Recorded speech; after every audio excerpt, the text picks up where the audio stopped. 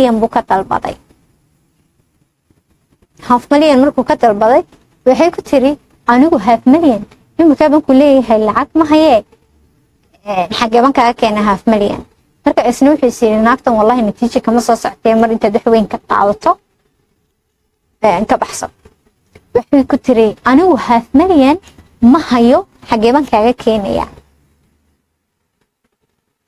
wuxuu ku yiri waan u baahanahay waxaan rabaa inaan meel naadiyo ku furto meel jimka ku furto oo weyn si maaragtay anigu aan shaqaysto oo anuga maarmo maaragtay inaad bilisiyo waxa aad siiso oo family-gayga iyo dadkaygana wax uga siiyo oo meel weyn furto waxay ku tiri anigu ma haya lacagtaas aad leedahay isii mana awoodo aniga iyo ninkayga hadda iibisatoona lacagta anaga ma helaysid waxaan aqay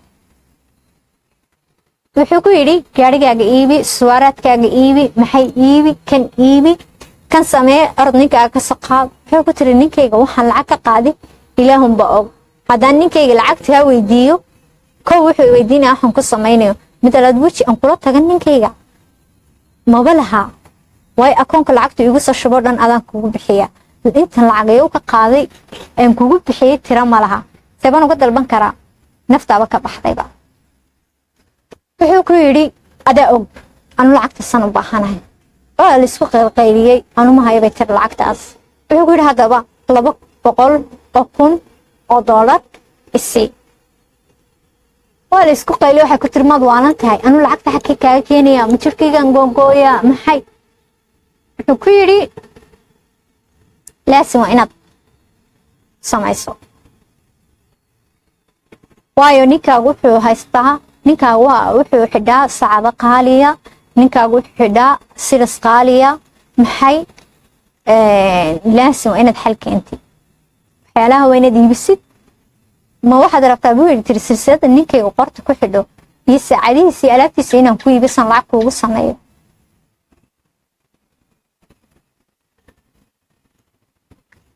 ma awoodo bay tiri anigu kuma awoodo lacagta ninkayga alaabtiisana ma iibin karo gacantiisa inaan ka qaado gacantiisa intaan ka bixiyo badan rabtaa inaan kuu sameeyo waakayri haya khalaas markii isku qeylqeyliyay ee isku booqay wuxuu sameeyay waxa timid haddana isagu kaas wuxuu ahaa isagu gaalbo ha muslim ma ahay ninkaas laakiin iyagu amaani ninkeedu muslimiin bay ahaayeen waxa dhacday inay soo waxa maalinta ku soo hagaagtay ayaamahaas waxa ay ahayd raas sana waxaan ay yiraahdaan ciid sanadka cusub sanadkii cusbaa ayaa ahaa markuu sanadkii cusbaa markuu ahaa ayaa waxay tiri ninkeygii bay la hadashay amaani waxa ku tiri raasal sana weeyaani waa sanad cusube familigiisina cid meeshan uma joogto Michael cid uma joogto meeshan haynoo yimaado wuxuu dareemayaa cidle caawa haynoo yimaado inaga hinala caweyn uu yaabay wuxuu ku yiri intuu aamusay buu ku yiri markii dambe okay haye khalaas oo marka isaga marnaba gabadhiisa kama shakisna gabadhiisa kalsoonidu ku qabo wax dhaaf haddi malaha kalsoonida ugu xaaskiisa ku qabo laakiin wuxuu isweydiinaya naagtan ninkan markasta waxaan u sameeyay waalan tahay ay isleeyahay naga isaga shaki ma gala in dadkan wax ka dhaxeeyaan uu yeeray markuu u yeeray waxa uu yimaday ninkii wow markadu ku labisan yahay surwaalka la xiran yahay jeeska ah dharka la xiran yahay dhar wareera la xiran yahay ay soo eegay saytum fi anta xaalada alxamdulillah وka aamusay niyadu ka hadlay wuxuu yiri niyow ninkan ay kugu wareeris qofka ay kugu wareerisay oo qofka san noloshan ku noole ee noloshan habiga ku noole wax duruuf iyo wax dhibi ka muuqani waxa ka sii amaan iska aamusay oo ninkiiba halkiiba lagu wada cashay halkiiba lagu wada baashaale habeenkii halkiiba family-gi la joogay family-gi markuu arkay gurigooda waa guri wareero dhulkaas oo dhacay quruxda ma sha Allah tabaaraka raxmaan ninkii iimaanka ka soo dhacay gurigii unbuu kor iyo hoos u eego gurigunba indhihiisiba guriga mooyaane meel kale kuma maqnaa kiyo saasa ayaa wuxuu arkay ninkanoo garan yaroo gacmo go-an xidhan oo silsiladna xidhan haddana silsiladu ku arki jiray maaha yarayd silsilad weyn xidhan iyo alaab uu leeyahay saacad uu leeyahay halkan taalo uu yidhi saacadan waa dahab waxay ahaayeen dad lacag haysta maasha allah tabaaraka allah ilaahay wax siiyey khaatim dahab oo halkan saaran ayuu arkay markaasuu ku yidhi walba waa qiimaha lacag qaali u sheegay kan intaasan ka bixiyey kan intaasan ka bixiyey ninkii guri baa ka soo dhacay subxaan allah qofka markaan u iimaan lahayn uu xoolo dad barto una xaaraan iyo xalaal kala garanayn dhibaato kasta isaga isku keena wuxuu sameeyey wuu fikiray wallaahi wuxuu sidhi ammaani lacag ma soo saarayso ninkan waxaa gacmihiisa ku xidhan iyo qoortiisa waad aragtaa gurigay ku jiraan waad aragtaa waa guri wareera nolosha ay ku nool yihiin waa nolol khiyaaliya waa la sheekaystay wuxuu u sheegay inay guryo filalo guryo caadiya yacni ay magaalada niisheeg Lubnaan ay ku leeyihiin xoolo badan maasha allah wareera wixii oo dhan ninkii uu fikiray habeenkii wuxuu yidhi wallaahi naagtan ammaani waxba kama samaynaysid iminka lacagtii way ka dhammaatay waa inaad xal kala keentid habeenkii wuu la casheeyey wuu la joogay wuu baxay markuu baxay ammaani telefoonba kama qaban wuxuu sameeyey inuu u noqdo wadankiisii markuu wadankiisi u noqday ayuu soo wacay ninkii maxamuud ee ammaani qabay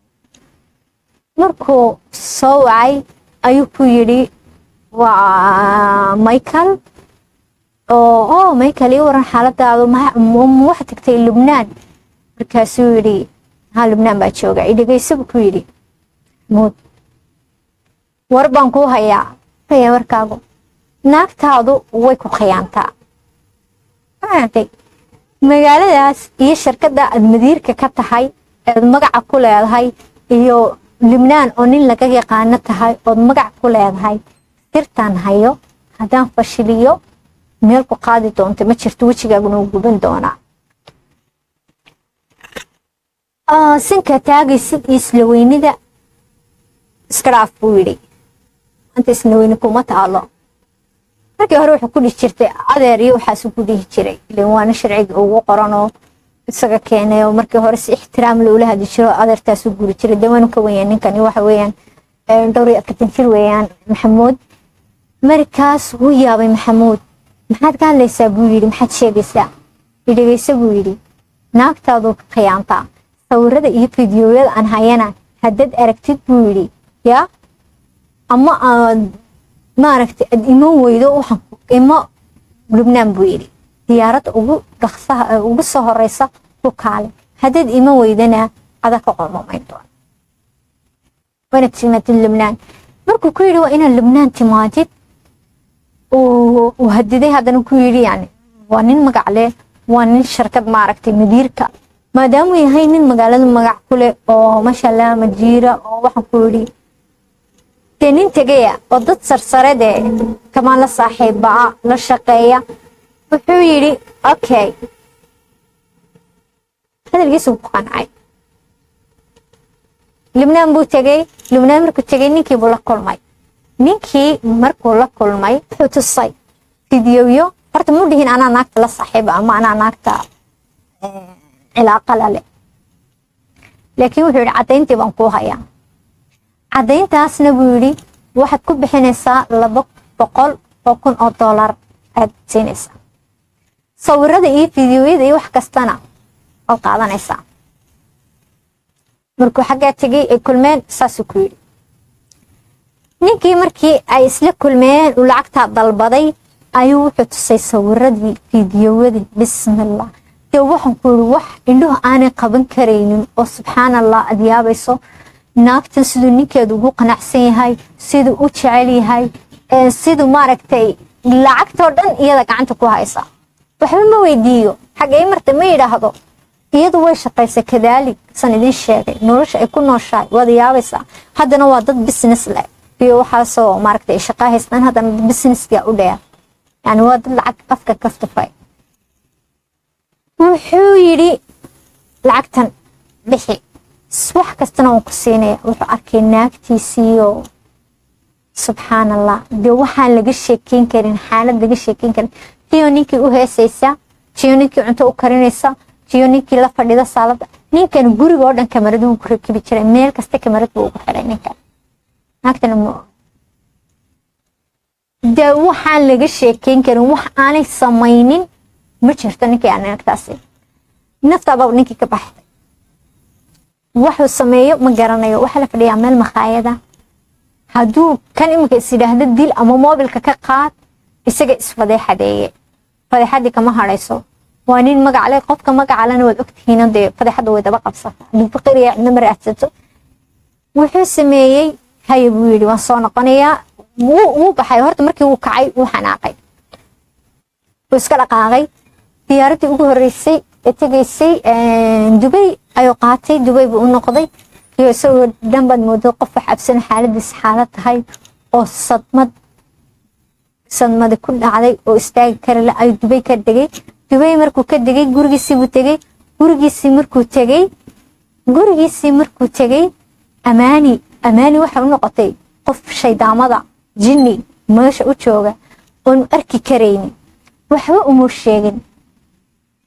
waayo kaas markuu Michael ku soo wacay wuxuu ku yidhi markaad imanaysid naagtaada waxba ha soo sheegin, kaale naagtaada uu ku qaayintaan waxba soo sheegin, ka soo dhaqaaq, kaale waxban ku tusayaa. sidii buu ku tegay. markuu soo noqdayna waxba uma sheegin amaani. kaa kalena waxba uma sheegin amaani. markasta ninka way diidaysaa, way raadinaysaa. telefoonkii Libnaan bay garaacaysaa, waxay garaacaysaa telefoonkiisan halkan Imaaraadka way laadahay meel alle meel joogo. Instagramkiisii raadinaysaa oo eegaysa in sawir soo dhigay, Facebook meelahaas oo dhan bay ka raadinaysaa. wax akhbaar way ka laada. wuxuu sameeyey uu la hadlay ninkii markuu Dubai yimiday ayuu maalin dambe la hadlay. markuu la hadlay wuxuu yidhi lacagtii aad dalbatay waan kuu keenayaa nafidii wadaysi. okay buu ku yidhi kii. markuu sidii ku yidhi Maxamuud wuu baxay. wuxuu sameeyey 200,000 uu dalbaday ayuu u diyaariyey. laakiin Maxamuud ma maaha qof sahlan. wuxuu soo baxay nin isagana aan la yaraysan karin. wuxuu yaqaanaa kuwan maaragtay islaaxaya qoryaha iyo waxaan iibiya islaaxaya waxaas. wuxuu yaqaanaa kuwan lacagaha sawiro wax kasta ninka warhaya oo yaqaanaba noqday. wuxuu soo sameeyey lacag 600,000 oo maaragtay 600,000 ayuu u soo sarifay. lacagtaas waxa weeyaan euro maha dollar. waayo dollarka haddii la isku qabto Libnaan way adag tahay oo maaragtay ma sawiri karaan. qof maaragtay sijinkiisa ayaa dheer. laakiin haddii maaragtay ay euro tahay sijinka maaragtay xidhitaanku uu ka fudud yahay. wuxuu sameeyey markaa euro doortay. eurodii markuu doortay lacagta eurada markuu doortay wuxuu u keenay 600,000 ayuu soo sarifay. 600,000 markuu soo sarifay ayuu ninkii wuxuu u keenay 2. markuu 2 u keenay ayuu ku yidhi dhegayso waa kaa 200,000 dalbatay. 2,000 dollar 2,000 dollarna u raacay. 2,000 dollarna waxaad samaysaa lacagtan markaan bangiga ka soo saarayay ayaa waxaa saaxiibkay ayaa weydiiyey ninka bangiga haysto waxaana lacag maxaad ku samaynaysaa. saas darteed lacagtan ha sarrifin saan loo ogaanin in lacagtan aniga iga socoto. waxaad samaysaa 2,000 dollar sarrif, lacagtan 200,000 eurodana meel ku qari. way marka ayaamahana sarrifin. okay buu ku yidhi. markuu okay ku yidhi oo sidii ay ku heshiiyeen ayaa waxa dhacday inuu fiidiyowdii iyo wixii oo dhan siiyo. haddana wuxuu ku yidhi wuu la heshiiyey.